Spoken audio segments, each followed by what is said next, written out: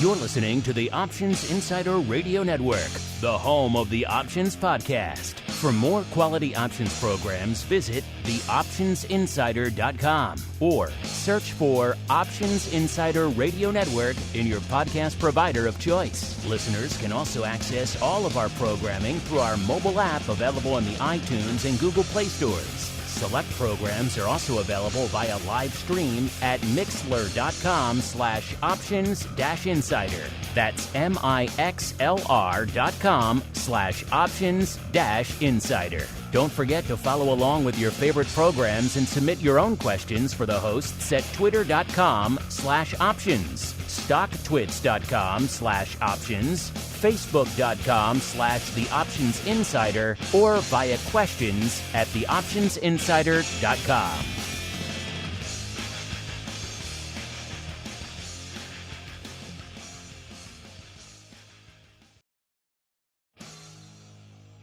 And now, it's time for the show that breaks down the options market from unusual activity alerts to market analysis, strategy overviews, listener questions, and much more. If it involves puts and calls, then our all-star panel will break it down.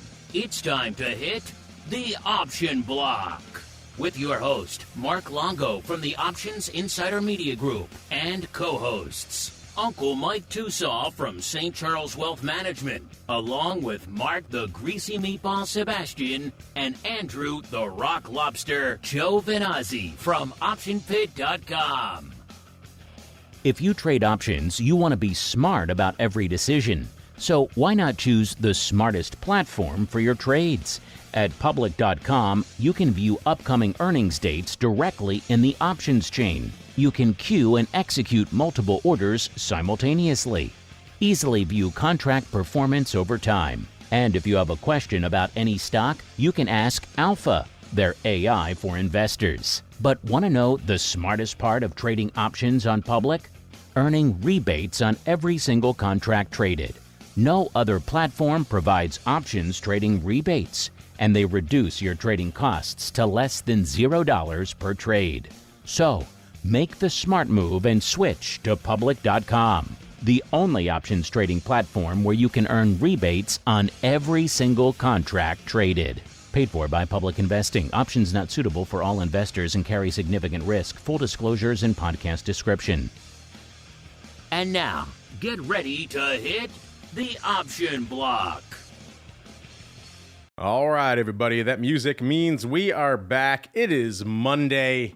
It is time to kick off another trading week. And man, did we have a heck of a weekend. You know, I've been saying it for a while. We have literal weekend risk out there. There's a reason why pretty much for every show since the start of the pandemic, I have signed off just about every show we do with stay safe out there. I mean it. I want you folks to stay safe out there. You are the reason we do this after all. There's no audience.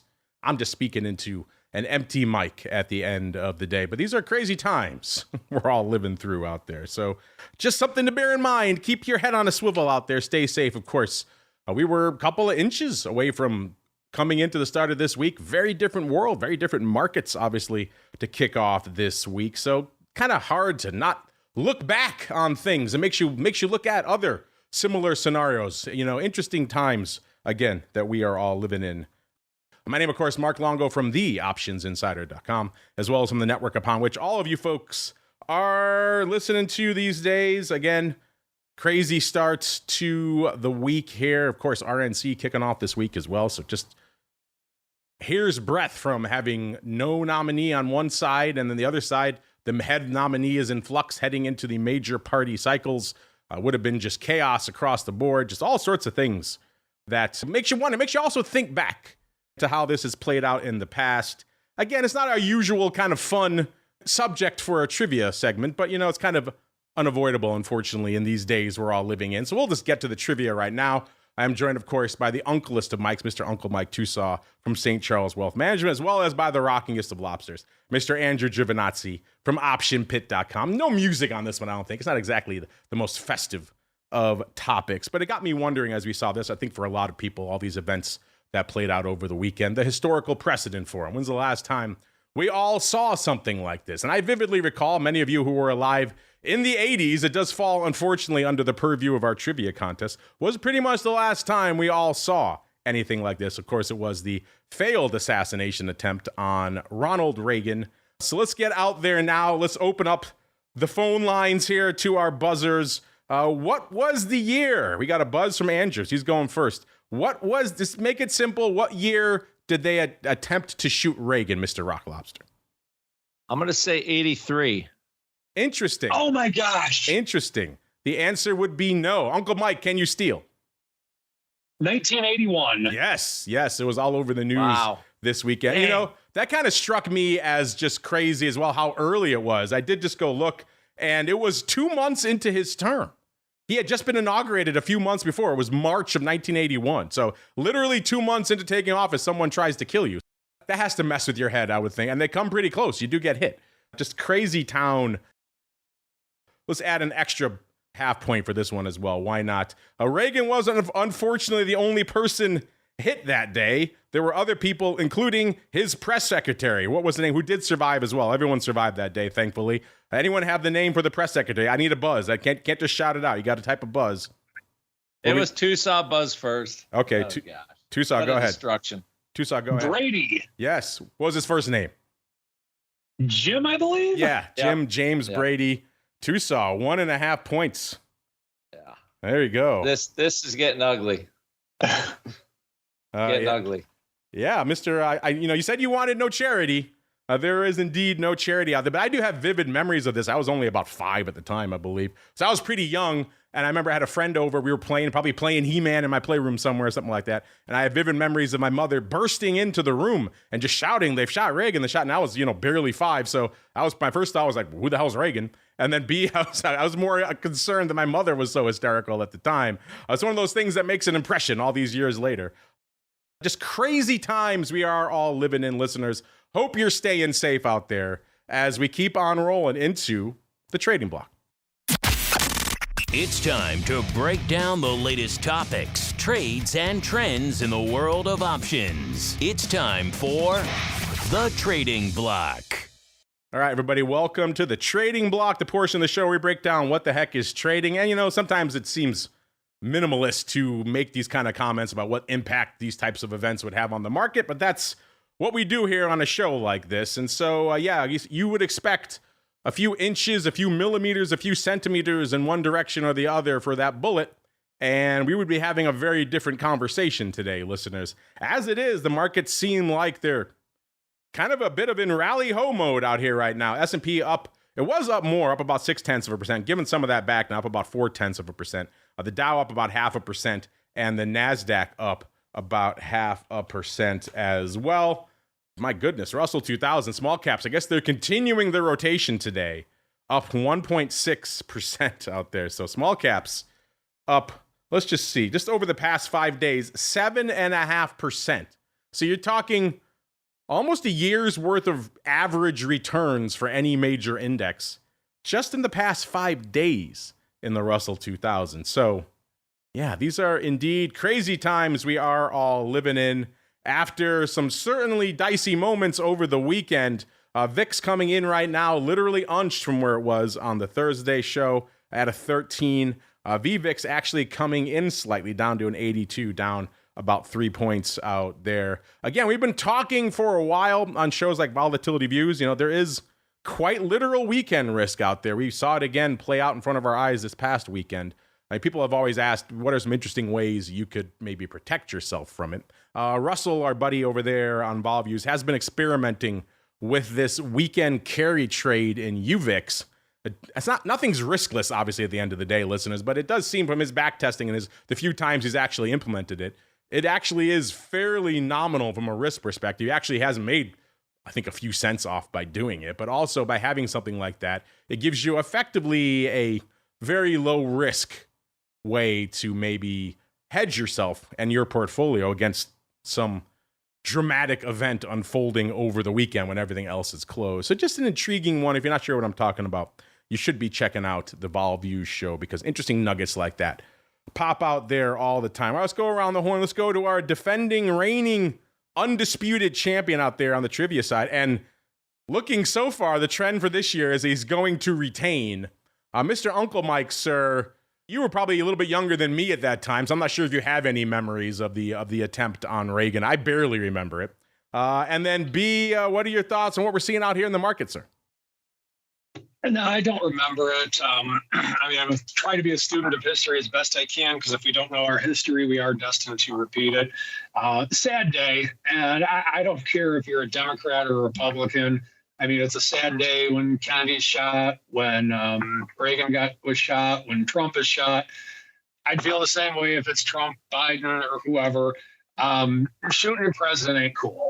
And that's one of those things where we as a nation need to just rally around and say it's not cool. And even so, like Barack Obama even tweeted out right away, just saying how he condemned it. Joe Biden did. So this is one, not that I'm happy that anyone gets shot by any means, but one thing that I am happy about is that for the most part, I mean, there's always going to be some wackos out there. For the most part, our elected officials do get these things right. And it pains me to say that our elected officials get anything right, but you don't shoot our leaders. That ain't cool. Or our former leaders. We're America.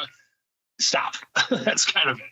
Now, in terms of the markets, I think that when we have something like this happening, I was really not expecting to say this, but never before in the history of the entire stock market has there ever been a better time to sell than today. We have new all-time highs in the S&P 500. It's something to where we continue to make new all-time highs. And I remember the January 6th events from roughly 4 years ago. It's interesting. I remember we used to joke during the COVID era saying, yeah, I mean, what if a worldwide pandemic breaks out? Then stuff will get really bad. What if an attack on the Capitol happens or whatever, a riot in the Capitol, whatever way you want to look at it, happens? Then things will get bad, but they never did. Markets don't care. They just keep going up. And so it's a very unique time, to say the least. So why on earth are these markets going up? Well, I mean, I think that they're the combination of just the lust of AI along with the fear of inflation. It's not necessarily actual inflation. I think it's fear of inflation is more relevant than actual inflation. I think those things are happening, and in general. So on here, this is a great time, in my opinion, to be long the market and hedging yourself in some way, shape, or form. I really like that strategy right now. We have a 13 VIX, and we continue to make new all-time highs. So do you buy it now? Do you sell it now? Do you get in? Do you get out? Well, I want to ride the bull, by gosh. But on the flip side, I don't want to get bucked off, because if the markets are at all-time highs, they can go down very quickly, as we all know. But we have the ability to buy puts. This is a great hedged equity market, in my opinion, with it. Apple's another example. It's up almost 2% on the day. I was talking about a little bit on the last show. I have a client that's had a normal size position. It's become a very oversized position, but I'm not going to sell it. I think it's ridiculous that's going up this quickly, this high. I'm not going to lie, and I'm the biggest Apple person on the show, but I'm not messing with that. So I'm literally calling my clients every couple of days saying, hey, we rolled up the put again. Well, when do you think we're going to sell it? I don't know, but not today. So we're just going to roll up the put. We're going to take more money out of your bond funds and just use them to buy puts. And if you get mad at me for spending a couple bucks on puts every few days when Apple's going up $5 a day, I don't know what to tell you. So, but he's very happy with what we're doing with that one. And like I said, I think the key to being in these markets right now, I think you need to keep your buy and hold strategies, buy and hold. You need to stay long and stay long. But if you're unsure of what to do, I really believe this is an amazing time to just be buying a stock and buying a put in general. And that's my take for today.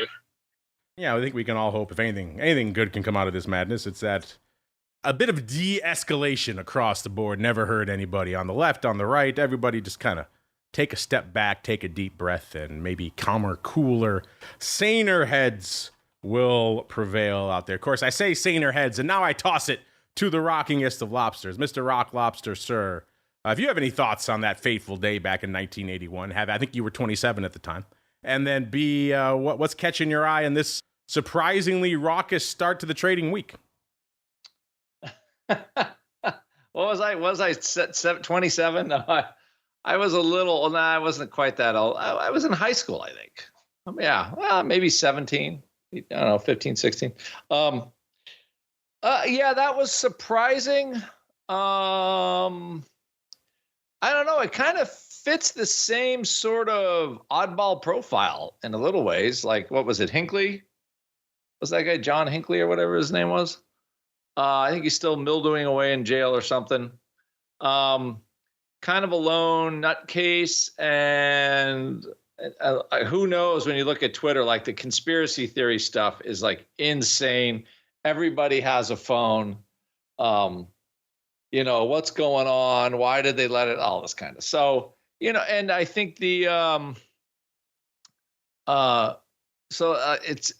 I don't know. It just at first glance, the profile seems kind of similar, to be honest.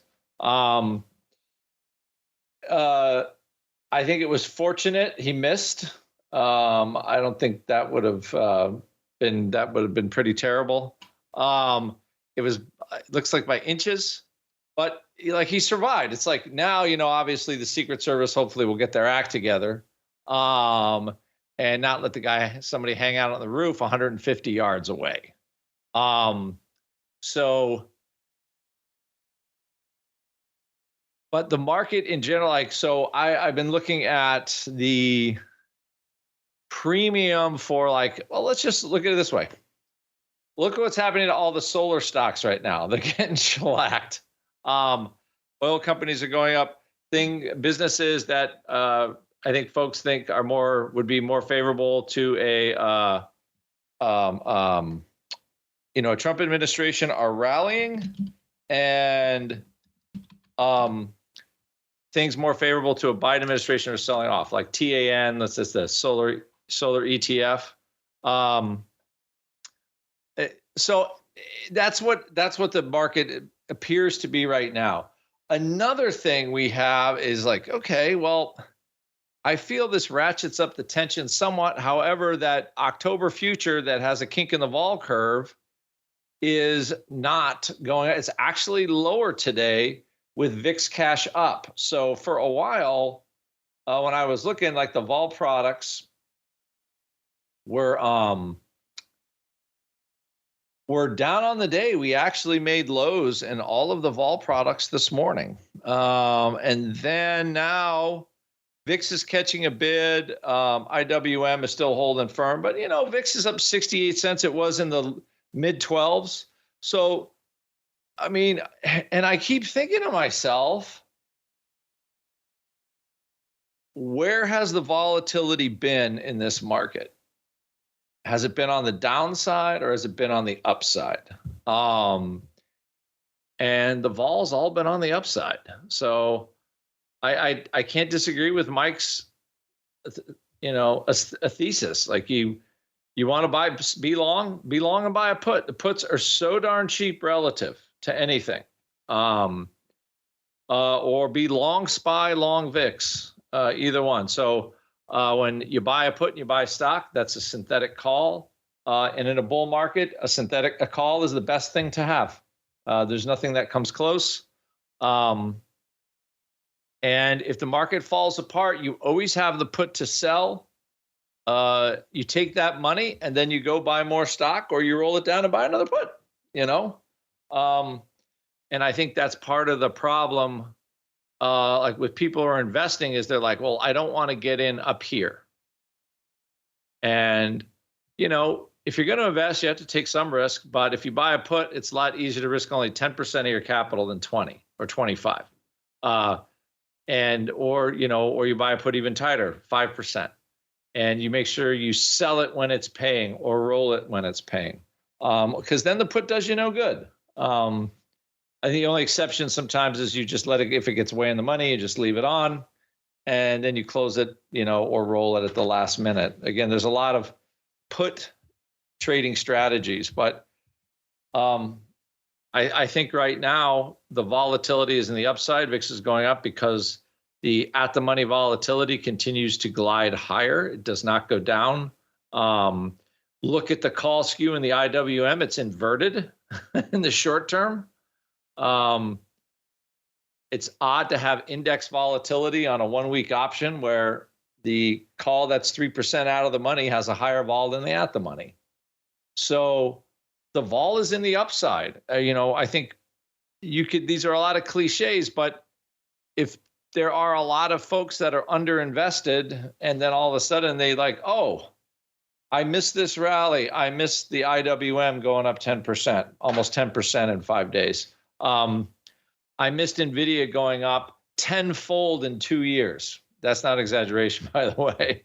Almost tenfold since the lows of October 2022. So you're going to start to see people wanting to reach a little bit and climb in. Are there still stocks that are reasonable prices? I can think of a fine hot dog and rib stock. But I think there are also a lot of stocks that are crazy expensive that have driven the market up. So one thing I am seeing about this, and it's kind of weird, you saw that rally sort of happen before the weekend, when it felt like there was more trouble in the Biden camp. Is he going to run, or is he going to drop out, not drop out? You started seeing a rally in IWM, which I call more Main Street stocks, that I think would do better when inflation is more under control or a little more certainty on the regulatory environment, things like that. That could be another reason why IWM all of a sudden is woken up after, a 1-year slumber. You put IWM, against the Q, and you're like, wait, is this the same stock market that we're looking at for these two issues? So, I'm glad IWM is catching up. I own a little, because I figured it would eventually. But you look at the last, let's say 5 years, they were running kind of even there. And then all of a sudden we got the massive outperformance after October 2022 by it's not even close, 150% to 32%. So huge difference. And now maybe IWM is waking up. We were not even back to the highs of 2021. And I realized that was like the GameStop when we had all the weird meme stocks that were in the Russell that kind of jacked it up. But it basically has had, 2022, 23, 24, until just recently, it was going nowhere fast. So a little distribution of dollars out is okay, but as Tosaw said, Apple's just up another whatever. Morgan Stanley has finally discovered Apple, apparently, after the $30 rally or $35, $40 rally in the last month. And they're now Apple's got something going on, which I thought was pretty typical Wall Street activity, to be quite honest.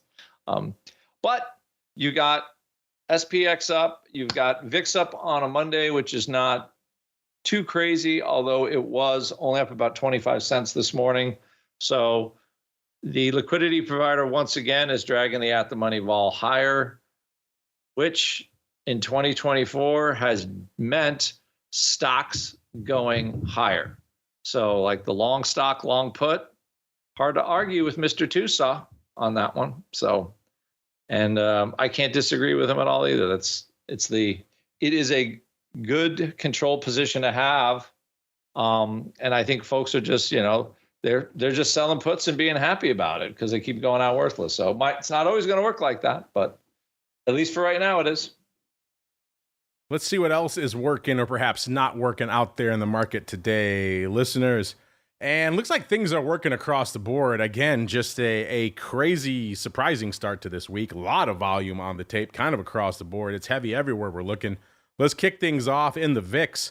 Nearly 800,000 contracts on the tape right now. You might have expected a hot day, again, given the events we were just talking about over the weekend, but still nearly 800,000 already. If you're wondering what's lighting it up out there, it's 63,000 almost of the AUG 20s coming in for number one, followed by 60,000 for number two of the SEP 16s. Number three, 60,000 as well of the AUG 45. So there was that AUG vertical. Maybe they're unwinding some of that. 37,000 for number 4 of the SEP 15s, and then 37,000 for number 5 as well of the SEP 15 puts and 15 calls going up the same amount. So could be our synthetic friend versus the SEP, maybe unwinding some of that as well. SPY at 6 million contracts already. Let me say that again, 6 million. Usually expect to see SPY 4.2, 4.3, maybe 4.5 million if things are robust out there. Nope, 6 million today. The ADV is 6.75 million. Yeah, we're going to hit that. Might even hit that by the end of the show. The S, same deal, similarly heavy, 1.96 million contracts. So closing in on 2 million contracts already. We usually expect it around 1.75 million. The ADV is a little over 3 million. We're probably going to hit that today as well pretty easily. Small caps, man, I mean, this ADV is not even relevant anymore. The ADV is 1.35. That already seems like a lot for small caps. And small caps saying, hold my bear, kids. 2.12 million contracts, as the Rock Lobster alluding to. Calls are actually bid out there now. Which, again, when's the last time you saw calls bid in a major index? The last time you saw it, I do believe, was small caps as well. So very rare to see that in a major index. Probably not going to see it in the S&P outside of some really aberrant short-term scenarios. But in the small caps, it can happen, and it's happening again out there to the tune of 2.12 million. Let's look really quickly. I know it's going to be mostly zero-day nonsense out there, but let's look nonetheless. What is the big dog out here right now in small caps? IWM, 86,000 of the 215 puts expiring today. Wow. Puts. Interesting. I didn't have that in my bingo card, given everything we've seen. Usually calls are leading the dance, but not today. Followed by 71,000 of the SEP 206 puts. So it's not all 0 day. That's interesting as well. Number 3, 60,000 of the regular monthly July. So you got the rest of the week, 220 calls. We're at a 216, almost a 217 in IWM right now. Again, all 3 of those are opening. Then we got 58,000 for number 4 of the SEP back to September, 203 puts. Those might be closing, so you might have a little bit of roll action in the SEP puts for number 4 and number 2 there. Number 5, we have 57,000 of the 216 puts, again, going out today, and then those are opening as well. So, yeah, a lot of near-dated and a little bit longer-term put paper out here. Only one call in the top 5 in small caps. That's kind of interesting as well. And then rounding out the top 5 in the index front here, of course, we have the Qs, 2.75 million, so another banger out there. The ADV, about 3.5 million, probably going to hit that pretty easily today as well. Let's get out the single names. You could tell what events are driving things, listeners, just by looking at our top 10. Just coming in at number 10, cost you 292,000 contracts. This is the name we've mentioned, of course, before. It's a news-driven name, but never really in our top 10 before. This is DJT, a.k.a. the Trump media stock. Again, if there's a more politically driven underlying, I'm hard-pressed to think of one right now. This one, 292,000 contracts on the tape for the number 10 spot, up $10.20, trading 41.10. It's up 33% today. You don't need me to tell you why that is. Again, this thing trades. There's no underlying. There's no, fundamentals to this. This is all purely news driven. You love Trump, you buy it. You hate Trump, you sell it. One of those type of things. People are clearly responding to what we saw out here over the weekend. In terms of action, what is the big dog out here? It's surprise, surprise. I said we're at a 41. It's the July 50s, 5-0s, nearly 30,000 of those on the tape already. So, I mean, this thing's popping hard. It's up a third today. You got another almost $9 to go to make these 50s pay off by the end of the week. If that's not doing it for you, listeners, we got also about 20,000 of the July 80s also this week. I'm going to hope, again, this is kind of crazy paper, so you never know, but I'm going to hope that paper is selling those and that it's the other leg of perhaps a 50-80 vertical. Because if you're straight buying the weekly 80s, I might have to put a Natenberg in front of you out here. Let's look really quickly. Yeah, they're trading. Looks like paper probably selling them for prices between 40 and 75 cents. Like up to 90 cents, actually. So let's hope someone's legging into a vertical there. Because if you're buying, the 50s are crazy enough. You don't need the 80s. But again, these are the times we're all living in, listeners. DJT number 10. Number 9. Again, a funky top 10 today. We go out to Sirius XM Holdings. $3.90, up 20 cents, or about 5% today. On the year, it's had a low of $2.45 and a high of about $8. So about $1.50 off of its low out there right now. Oh, they're coming up to a merger. So that's probably what's driving this. Either way, more buyers and sellers today. Good for number 9, 326,000 contracts. Number 8, keeping it in S names. We got SoFi getting some juice back today, trading $7.39, up 42 cents or nearly 6% today. Its low for the year is $6.15, so it's about $1.15 off of that low. 352,000 contracts, and the number 8 spot today. Number 7, going to the A tech names, it's AMD, 181.5, off about a dime, so kind of unched right now. On the day, it's had a range of little over, actually about almost $5.50. It's 185.50 on the upside, and almost 180 even, 180.10 on the dark side today. So kind of an interesting range hanging out at number 7 right now, 389,000 contracts. Number 6, Palantir, kind of hanging out where, man, almost threatening $30 out here, Palantir. Wow, $29. Again, it's a defense-centered name. You have these types of events that tends to drive some of these names. But intriguing. Intriguing stuff for Palantir. Up nearly $1 today, about 81 cents. Just ticked down a little bit, 28.88. They hit their 52-week high, probably all-time high. Maybe not. I'll have to go back to see the all-time high. 52-week high, though, definitely. 29.30. Today out here. Yeah, all-time high. No, they got higher back in 2021. They got up to about $35. So not quite there, but my goodness, they were sub $10 back in not that long ago. That was May of last year, and they were $16 back at the beginning of this year. So yeah, a good run for them. Number 6, Palantir. Looks like they're 423,000. Looks like they're becoming a middle of the top 10 kind of stalwart now. Number 5, keeping it in crypto. We'll get more into this in a little bit on the crypto rundown, obviously, listeners. Our buddy Mr. Greg will be joining us there again. It's number 5. It's Mara, 448,000 contracts. Mara popping hard today. 24.20, up almost $3.50 or 16.5%. So this one's been on the rampage. That will be pleasing to some of there's some open upside call paper here that's going away soon. So those folks will be happy today. Number 5, 448,000. Number 4, it's the Amazonians taking a break today, right before their prime days, selling it off a little bit. 191.83 off 266, or about 1.3%. Good for number 4, 578,000 contracts. Number 3, it's the Fruit Company, 1.15 million contracts. 235.20 is where they're hanging up 465, or a little over 2%. As the Rock Lobster pointed out, Morgan Stanley, they're now a top pick for AI. We were just joking not too long ago that Apple was an also-ran in the AI game, but also they had the capital if they wanted to commit to it to maybe turn that around.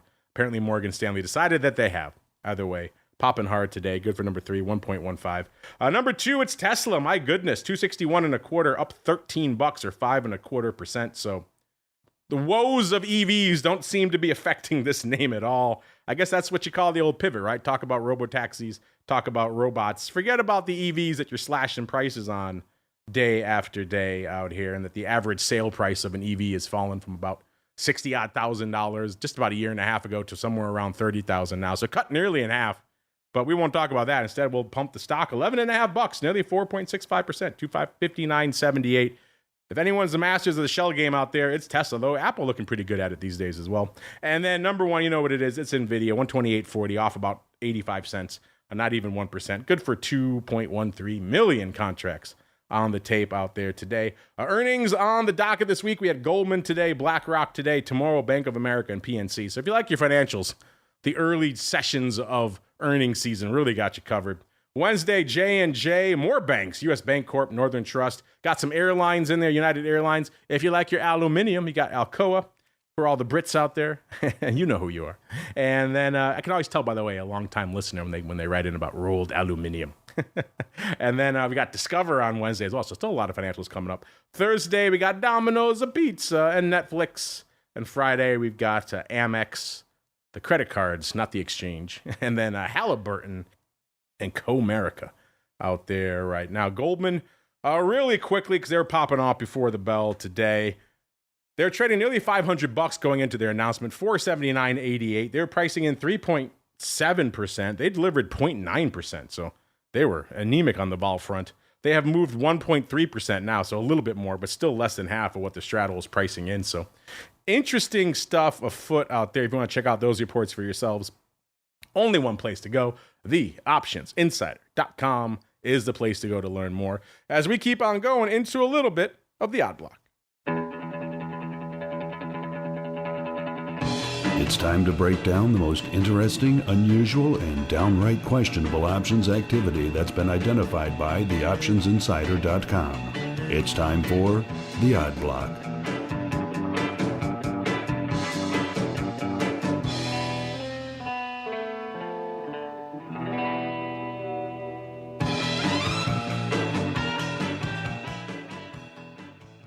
All right, everybody, let's do it. Let's dive into a little bit of weird paper out there. If what we just ran down wasn't enough weird paper, let's get some more for you. Let's go out to, this is a name we haven't talked about in a while. This is TKO Group Holdings. You know them, the parent company of our beloved WWE as well as UFC kind of combined into one combat sports conglomerate, I suppose you can call it, out there. They're killing it. Just looking at WWE tickets, what they're selling it for, my goodness. And then UFC on top of it. You never would know there's economic problems out there because they're selling this stuff. I've been to a few WWE events of late, and those tickets are not cheap. So yeah, they're loving it. Apparently not loving it today though.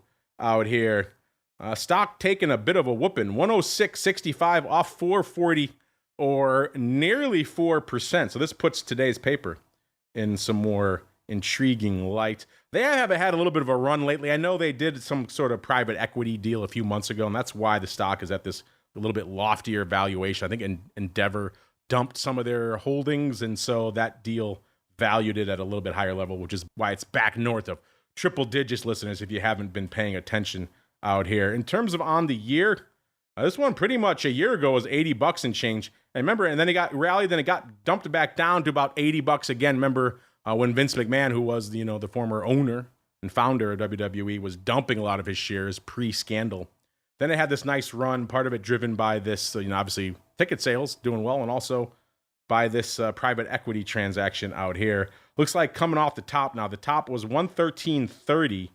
It's like they hit that just looks like about a couple of weeks ago, early July, and then since then they've come off the top, including a bit of a drubbing today, off 4% or $4.50. Again, I don't see the news that is crushing it out there today. But a long way around to saying it makes this paper today look a little bit more interesting. Mr. Rock Lobster, somebody was loving themselves some TKO this morning, wanting to get the old knockout, the technical knockout, if you will. They came in and looks like they scooped 2,498 of the AUG 115s. Remember, I said listeners are at about a little bit shy of 107 right now. They paid through the nose for these too. The market was $1.40 at $1.75. They said we'll take them all for $1.79. So they obviously paid through the offer, listeners, to get these done. There's not a lot of liquidity offered there at 175. I think just looking at the numbers out there for TKO, this is obviously not a hot options name. Its ADV is 1,700 contracts. So this one trade alone, more than the entire day's worth of volume. They've done about 2.5 times their normal volume already today. So that also explains for why they had to go through the offer a little bit out here. The stock at the time was not that much higher. I thought it was much higher, but it's not that much higher. 107.7. So you're talking about 24 cents higher than it is right now. So not exactly earth-shaking move in the stock.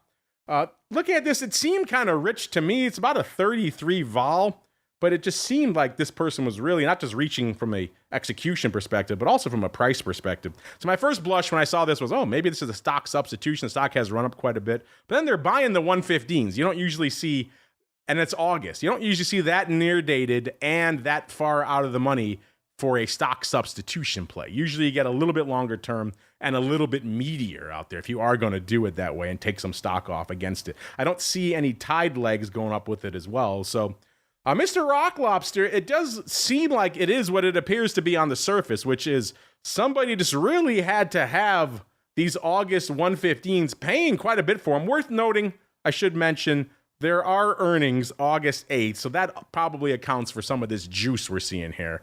But still, it's a pretty meaty swing at the near-term bat in TKO, and so far, not looking great, Mr. Rock Lobster. What are your thoughts?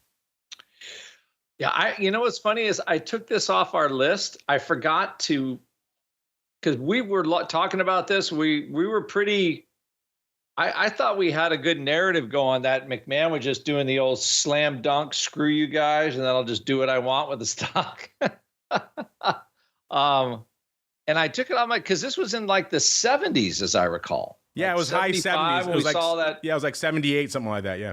whenever there's that, I totally forgot this stock, but whenever there's trouble with Vince McMahon and anything related to WWE, and it makes the stock price tank, you got to buy it. Because I think that guy cares more about WWE and all that than his children at this point.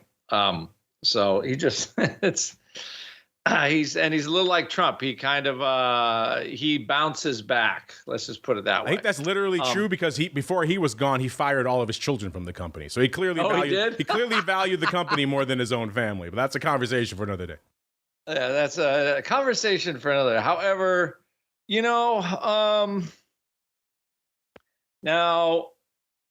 Now here's the thing. They bought the August 24 115 calls.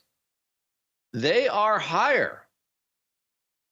They are priced higher right now. I'm seeing 205 210 on them.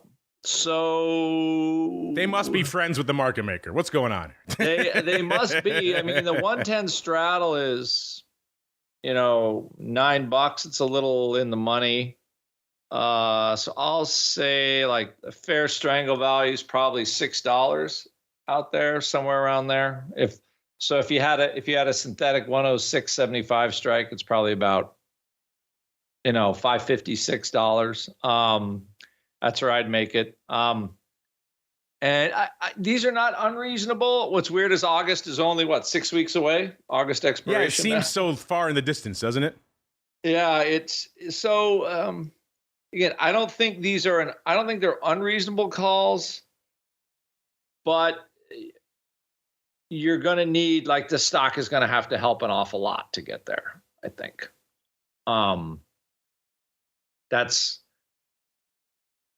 That's my view on these ones. Because, but this is kind of a story stock. So you get a good Vince McMahon, you get good earnings.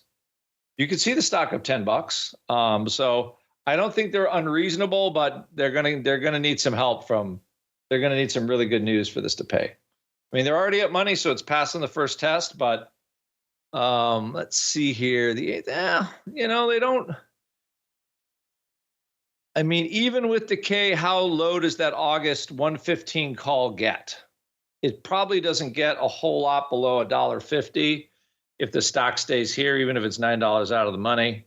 So, yeah, they don't have a lot of decay risk. I take that back earlier because I forgot about the earnings, but yeah, not obviously it's up money. It's the day one test, and it is a story stock. This is one to watch. I think we should re-review this one on the. Somewhere around expiration. We'll definitely come back on August 8th because that's when the earnings are. So we'll know. Yeah, because that's going to tell the story. Yeah, that's going to tell the story. And you're right, it probably won't decay too much until that date. And listeners, the stock's down and the options are up, the calls are up. A classic sign of a very illiquid name, which gets back to what we were saying before. They've already done about 2.5 times their ADV just in this one trade. So that's really why the options are up now, obviously. But still, fun to make fun nonetheless. As we keep on rolling, let's go out to... This is a newcomer, I do believe. I don't think we've talked about this one on the show before. This is Rush Street Interactive Inc., ticker symbol RSI. So not the relative strength index or anything like that. Nope. Not a technical indicator by any means. Just a new ticker to add to the list here, listeners. RSI trading right now $9.50, up 65 cents or about 7.3%. By the way, what is this? They exist to ignite the thrill of winning with players no matter where they find themselves. Oh, this is looks like it's an online gambling / gaming name, but they have Bet Rivers here, so it's more than just these look like online kind of slot machines and stuff. So yeah, they're there to take money out of your pocket virtually, listeners. Again, looks like a good day for them on the year. Also a pretty banger year for RSI. I wonder why this one hasn't come on our radar before. It's up $6.17 or 183% over this past year. My goodness.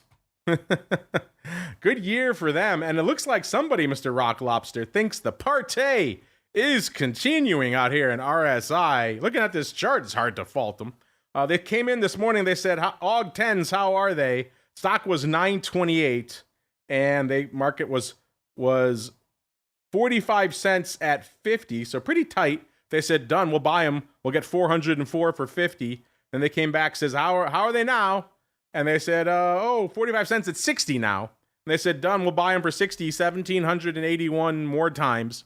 And they kept going. They had a total of 2,700 coming into the start of the show. Let's see if they've done any more since then, listeners, because it has been a fairly active strike, about the same amount. So 2,700 is their number. There are earnings before August expiration. They're on July 31st, so that accounts for some of this. But this is this chart has been on fire. Just even today, it's on fire. So I don't know, 50 to 60 cents for the AUG 10s, Mr. Rock Lobster. Are you loving these? Are you loving a little Rush Street interactive call love?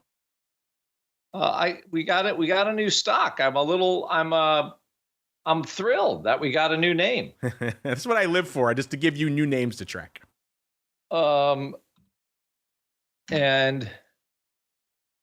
Okay, it's a $9 stock. They're coming in for some call. Again, not unreasonable calls. Wow, again, this is day, right? The second stock we looked at, and you got a winner chicken dinner on your first day buying calls. I think this is probably something to watch. The company makes a little bit of money, so it's not a total flim-flammery thing. Let's see here. Pretty steady buy action on this thing. It has revenue, almost $1 billion a year in revenue. So, social gaming. So it's probably like online poker houses and all that kind of stuff. I don't think these are unreasonable at all. It's a $2 billion market cap, kind of like a DraftKings-y thing. Not unreasonable. I have to say these are not unreasonable at all. Rock Lobster, loving our 2 daily swing for the fences out here, listeners. We'll keep an eye on both of these. We got a little bit of time. We'll know TKO.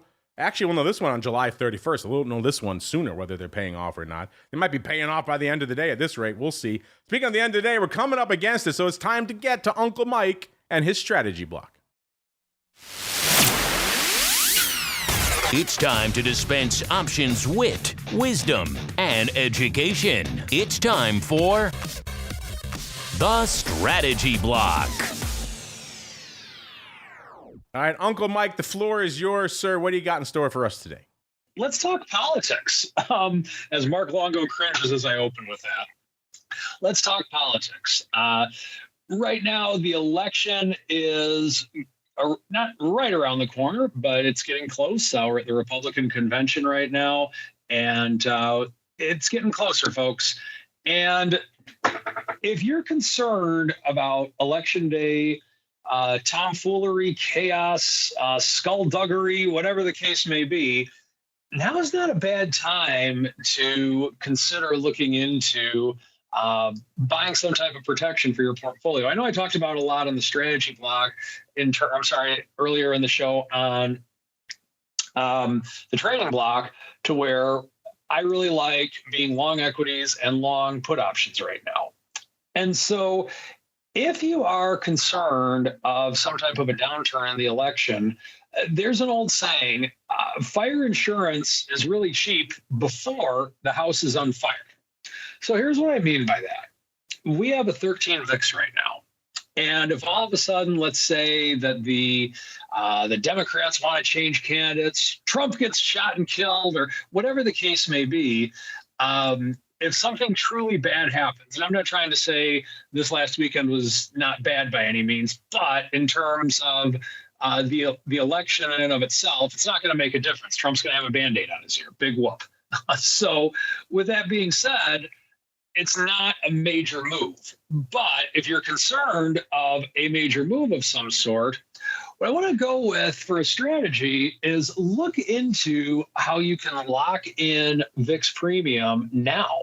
So in other words, let's say that a bunch of craziness happens and we're 2 or 3 months later, volatility is up significantly. Well, you kind of missed out on it. And if all of a sudden the VIX is at a 28, then the value of your protection is going to be significantly higher. in general. The other thing with which you need to think about is, where do you want to do your hedge until? Are you considering hedging until the day after the election? Are you considering hedging until January? Are you considering hedging maybe 2 weeks after the election? Those are all questions with which you need to answer. So in terms of the strategy block for today, what I want to emphasize, you have something going in your favor if you're looking to hedge right now, and that's relatively lower option prices. So in other words, what you can do if you want to go out to December or January right now with some type of a hedge for the election, then you're going to be doing it with a 13 VIX. If you wait till tomorrow, you might not be, or it might be a 12 VIX tomorrow. Who knows? My point is I do think it's something to consider if you are looking to hedge yourself for the election, because if you wait until October 30th, you might not get the prices you want on the options you're looking to hedge yourself with. We'll be doing a webinar on this on Wednesday night to talk about this a little bit further. But for now, that is the strategy block for today. All right, listeners, it's time for us to go around the block. It's time to tell you what we'll be watching on our trading screens until the next episode. It's time for Around the Block. All right, everybody, welcome to Around the Block. Just doing some digging during the strategy block here, because we were talking about DJT before. I haven't really talked about them in our top 10. Just looking at what the size positions are out there out of curiosity. The number one size position, DJT, up 30-odd% today, trading $41, I believe. It's the Jan 2.5 put, 31,000 of those. Followed by number 2, the SEP 2.5 put, 17, almost 18,000 of those. So that's getting back to the old Tesla catastrophe put days out there. Speaking of which, if you wanted to put on some positions out here, if you think today's move maybe is overdone, I was looking at just how juicy the downside is in this name. And if you go out to October, it's trading 41 right now. The 20 put, so over a 50% downside move, is trading north of $3, $3.50 right now. So that is a fair amount of juice, to be sure. By the way, just to keep things equitable out there, if you want to go out to the par calls as well, those are trading almost $2.75 with the stock $41. So yeah, I think it's fair to say there's some juice in the wings here in DJT. My goodness, at the money straddle going out to October 24, about $25 it looks like out here. So you could buy that straddle, sell these wings for at least $5. You could buy the 41 and then sell the straddle for $20, like we said. What was it? $25. That's rich. And then sell the wings par and 20. What do we say? And get about $6 back. Not exactly a good do, but just crazy to see how juicy these wings are here, listeners. But let's go around the horn really quickly. Let's pay off some of our polls before we do that from last week. We joked about our ketchup on a hot dog poll, our flash poll from Options Bootcamp. 70% of you agreed with me, though. It is okay to put ketchup on a hot dog. 30% say no. And then so 30% of you are die-hard, dogmatic Chicagoans. The rest of you, sensible, sane folk. And then we also had, this one surprised me. We did a flash poll on vol views as well. We were talking with Russell about all this action out here in Russell 2000. So it got us wondering maybe is it time to revisit RVX or some other vol product on the Russell 2000? Would you trade it if it was listed? So let's say a return of RVX. 55.6% of you said no. 44.4% said yes. That kind of surprised me. That was only a flash poll, so that was kind of a brief 1 hour thing. I think if we ran it for a longer term, obviously we have a lot of diehards in our audience. You want more vol products to trade, so that kind of surprised me. We might have to revisit that in a little bit of a longer time frame. Meanwhile, though, it's time to revisit each of our cohorts here, see what they're keeping an eye on for the rest of the week until the Thursday show. Let's start with the Rock Lobster, sir. What are you keeping an eye on? Well, we do have this election going on, where the Biden campaign comes down. Is he going to leave? Is he not going to leave? But I think we do have probably the biggest earnings season in a while because stocks are so high and they are priced at such giddy heights. We had some good earnings from the banks for the most part, Wells Fargo, of course, because they're just dirty. But Goldman came in with decent earnings. You're not getting a lot of stock action because the stocks are already year highs for the most part, the banks. But Taiwan Semiconductor this week, I think, is let me get the date right. I don't want to give Tosaw the wrong earnings date. I know how touchy he is about that. The 18th. So if you see a big number, decent number out of TSM, I think you're going to get it in other stocks. That could be good follow through. It could, it could also be sell the news, right? Because, all right, everybody, they're made money, but they're also trading at ridiculous levels, so we're going to sell them. So I think we're going to see a lot on that. So today's the 15th, so that is Thursday before the market opens. And again, whatever comes out of this crazy election. So that is the stuff I am looking at. Mr. Uncle Mike, same question for you. Obviously, we could have a VP pick coming any moment, maybe tonight, maybe early this week. So a lot to keep an eye on. What are you focusing on until our next show? I mean, just all-time highs. I mean, that's the big thing with me. And looking to get prepared for what we can't prepare for. And so, in other words, just continuing to try and enjoy the fact that we are in rally ho mode, but also trying to protect against the fact that it might not stay that way. Yeah, this weekend's events also putting into interesting light, just, you're right, how cheap that protection is in hindsight, given the possibility for any of these aberrant events to really derail this machine. Unfortunately, listeners, the machine that is the option block coming to a close. Not derailed, though, not by a long shot. We'll be back again on Thursday. I'll be back in a little bit to talk some crypto, Uncle Mike's favorite thing. But before we do that, let's go around the horn and see what everyone has that may interest you. Let's start with you, Mr. Uncle Mike, sir, as our reigning defending champion. Where should folks go if they want to check out these webinars or anything else? Follow me on Twitter at Mike Tosaw, Tosaw. We have a webinar coming out this Wednesday night on election protection. There is a link on my Twitter page. Looking forward to seeing a lot of you folks there. And that's what I'm watching. Or that's where you can find me. Sorry. And Mr. Rock Lobster, same question for you. What good goodies do you have for the folks? This is where he has muted himself, listeners. So I will do his plug for him. Sorry, 888-TRADE-01. Also Wednesday, we have a webinar at 8 o'clock. We are releasing a cheap option finding scanner, so go check it out. So we figure out how you look for cheap options that are going to explode. It's a not miss. Check it out Wednesday, free webinar. And anything for me, 888-TRADE-01, you get 10% off. There you go. Is Mark ever going to release this SVIX thing he's been talking about forever? He's been teasing us You're forever. supposed to keep that quiet. We talked about it on Vol Views. He actually talked about it on Vol Views. He didn't say what it was, but I keep asking about it. It will be out, within probably 2 weeks. He keeps teasing it, so we got to have someday. Okay, 2 weeks. I know, it is coming. It's coming. All right, listeners, check it all out, optionpit.com. And, of course, you know where to go. Check out all the fun over there on the brokerage side, public.com, the place to go to kick the tires and light the fires. Tell them we sent you. It does go a long way towards keeping all these free shows flowing into your inbox. Have been doing so now for, 17 years. Crazy to say that out loud. Checking out the chat here, you folks taking umbrage on the ketchup side. Option God, no ketchup on hot dogs. I am the only true Chicagoan. And we've got Nichols. He just says he doesn't eat hot dogs. So there you go. You have no skin in this game then, Nichols. So intriguing stuff out there, listeners. We'll be back in a little bit with the crypto rundown, then back again throughout the rest of the week. I do believe we have double pro Q&As coming at you this week, so stay tuned for that. A bounty, an embarrassment, dare I say it, of riches on the pro side this week. If you want to check all that fun for yourselves, only one place to go, theoptionsinsider.com/pro, the place to go to learn more. Then back again with our usual array of content till we're back again on Thursday, another episode of The Option Block. And I do mean it. Stay safe out there, everybody.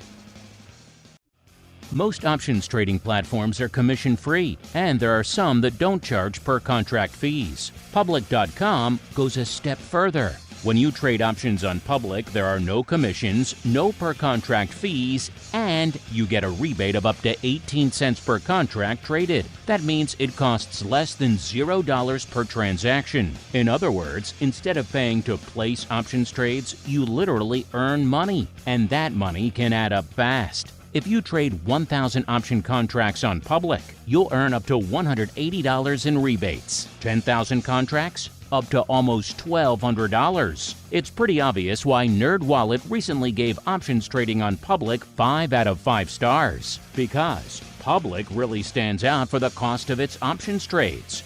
Their words, not ours. If you want to start paying less than $0 to trade options, check out Public.com and get a rebate of up to 18 cents per contract traded. Paid for by Public Investing. Options not suitable for all investors and carry significant risk. Full disclosures in podcast description. U.S. members only.